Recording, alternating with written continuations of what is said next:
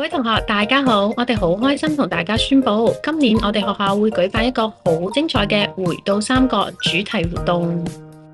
冇錯啦，首先登場嘅係中文雙周，我哋會由2月2號到2月11號，每日都會有唔同嘅活動等住大家。全校同學將會分為魏、蜀、吳三個國家，一齊投入三國嘅世界。喺圖書館，我哋有狀元坊同藏書閣嘅活動。喺有蓋操場，我哋可以一齊玩三國大挑戰急口令活動。課堂上，我哋可以參與卡夫嘅三國遊戲，咁樣可以為自己嘅國家加分㗎。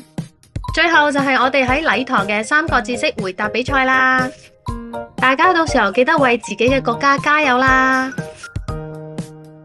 跟住落嚟就係2月12號嘅中華文化日，我哋會有10個主題嘅攤位遊戲喺有蓋操場等住大家。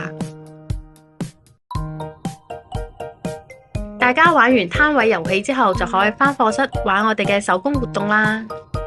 當然啦，喺禮堂我哋仲會有話劇《回到三國》，現場仲有問答遊戲添。當日大家可以着住三國嘅服飾或者華服返學，仲可以投票選出最犀利嘅三國人物添。